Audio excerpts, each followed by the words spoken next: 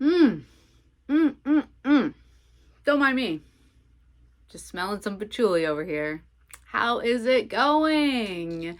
Nessa Hanger here from the Atlantic Institute of Aromatherapy, bringing you another daily practice series with essential oils.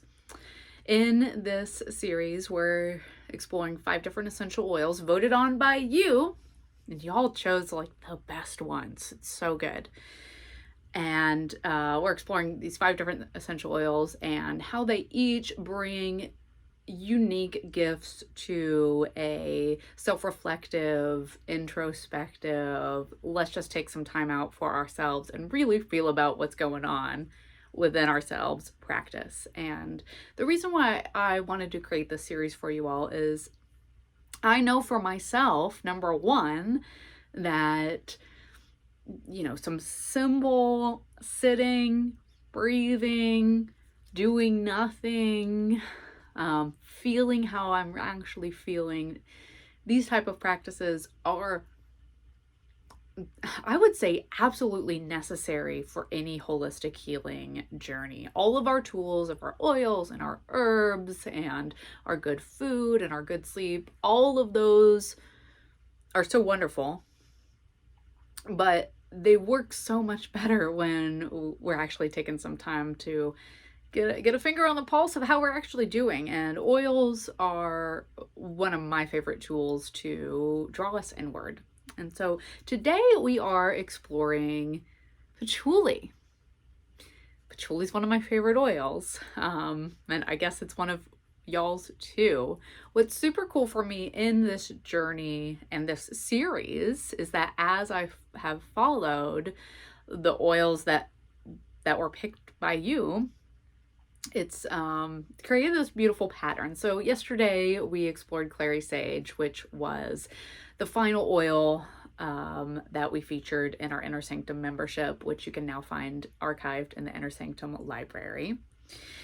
And that, I felt like I was kind of going back to where we left things off. Well, with patchouli, we're actually going back to the very first oil that we covered in the Inner Sanctum membership. So it's almost like we're coming around full circle again with patchouli. And patchouli could certainly pair well with clary sage. The more I compared these two, they have similar properties, but for different reasons.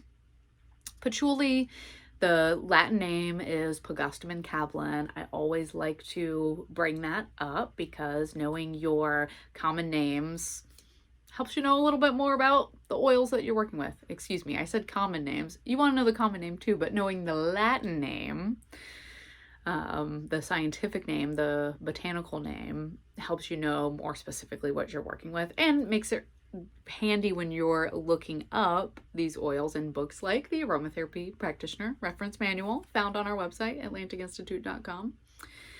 And that's certainly where we got our information for what I'm going to share with you, besides what I've gotten from sitting with this oil.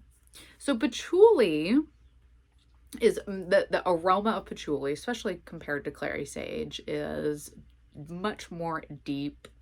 In blending and perfumery, it's used as a fixative or a base note. Like, it really helps hold the scent back so that it can be longer lasting. Something like clary sage would be a lot more of a top note, maybe middle note. Also used a lot in perfumery, by the way. But patchouli, okay, let's just go ahead and put this out there. Patchouli is a love it or hate it oil for most people. Fortunately or unfortunately, especially in the 60s, it became synonymous with hippie culture. And depending on who you are, that may or may not speak to you.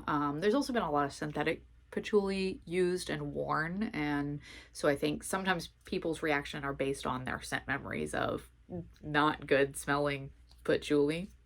So there's that, or the associations of it, covering up the aroma of drugs and things, BO.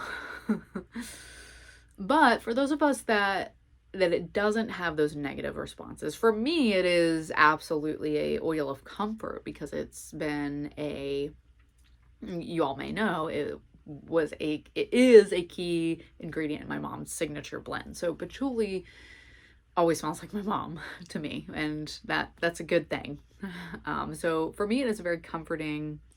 It's known to help to calm a worried mind. So in contrast to clary sage, which really does help us clear our mind, patchouli, it's like when things are weighing us down, when you've just got so much on your mind, patchouli is going to help ground you, but that actually helps you feel more supported to hold up all the stuff that you're holding on up here. I would use the metaphor of, let's say you were carrying some weights, and it's like moving from being consciously aware of the fact that you're having to hold up the weights, hold up the weights in your mind, versus starting to become consciously aware of the earth holding you and the weights up, of the support that is there underneath you. So patchouli really helps us connect to our place of support.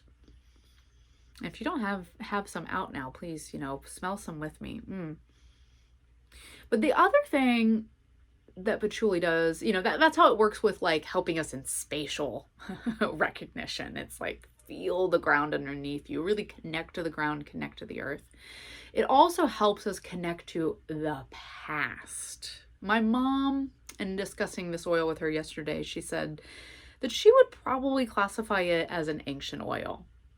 As far as I know, she's the only person that talks about ancient oils, in the sense of, there's another one that we're going to cover at the end of this series that I'm excited about. But they're oils like frankincense or labdanum or myrrh or spikenard, ones that have been used for a long time historically, the herbs at least, the aromatic plants. But they also, for a lot of us, seem to connect us to past lives or deep memories or ancestral healing, things in the past. And patchouli, I was reading about how patchouli gained in popularity in I believe it was about 1700s or so, because they would use the leaves of the patchouli plant, which has the aroma in it, as packing materials, or in between the tapestries or the shawls or the fabrics that were being imported from places like India. And so over in the West, we encountered patchouli as like, oh, this is the smell of textiles from the East. And it has this, very like mysterious, reputation or attraction, or, what is this interesting smell? But with that, I feel there's also, patchouli helps us connect to the collective and the collective healing that we all are beholden to do, especially in talking about colonialism and the exploitation of other places and other people and goods from those places, which certainly has happened, is still happening. And there's a reconciliation that needs to take place. I feel that patchouli helps us come to a place of peace with that reconciliation with the past. And that may be our individual past, it may be our family's past, it may be our culture's past, and probably all of the above. So I invite you to join me in creating a little bit more peace today, and clearing out the space to find peace with patchouli. So if you've got patchouli, please get it out. If you don't have the oil that we're working with in any of these videos, just pick another oil that you feel called to work with. There's no right or wrong way to do these practices. I can't stress that enough. You also can just do it without an oil. You certainly don't need it, but it is nice to have that aroma. So we'll just take a few moments here and start to recenter and reconnect with yourself, with your breath, and just allow that breath to move freely through you.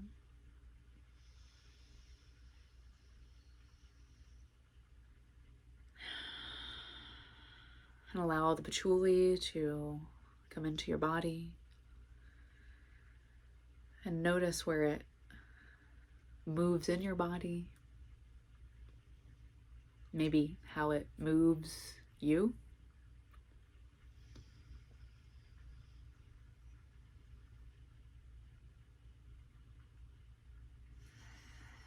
And just starting to disconnect from all the stuff that's going on around and notice what's going on within for just a moment.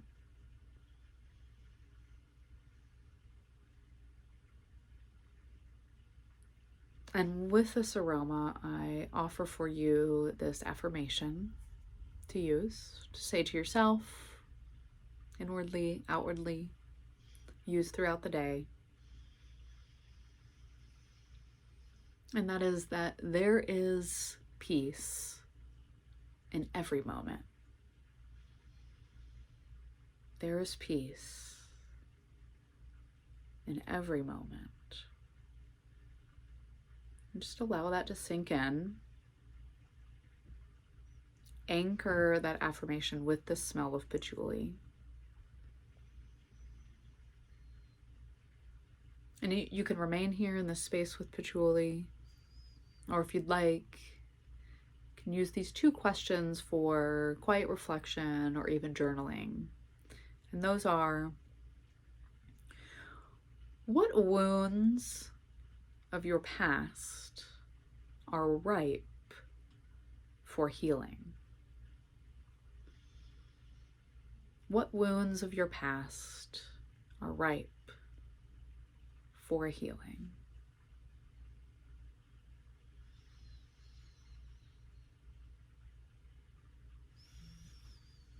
And then also, how can you bring the lessons of your past into your future?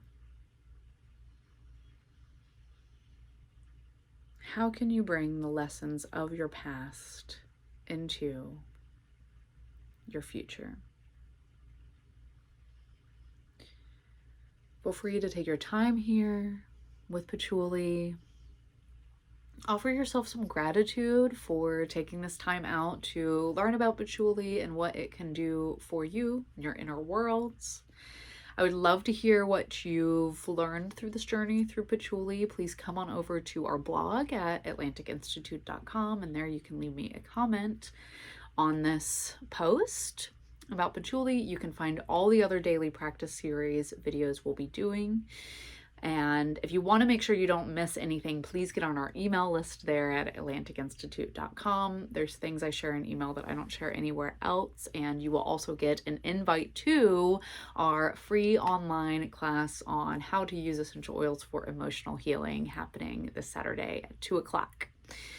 I'll also send you some information about our Healing Circle mentorship, which is going to be a part of our Healing with Aromatherapy online course in the Inner Sanctum Library starting August 1st. As with all of our courses this fall semester and anytime, there's no time limit on finishing the course.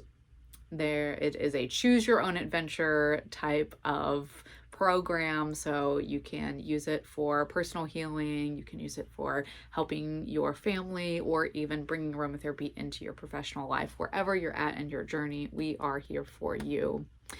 Thank you so much for joining me. Of course, if you know anyone that could use some insight on healing the past and moving into the future, please send them this video, and I will see you tomorrow in our next daily practice series featuring another one of my favorite oils. Thank you so much for joining us, and I love you.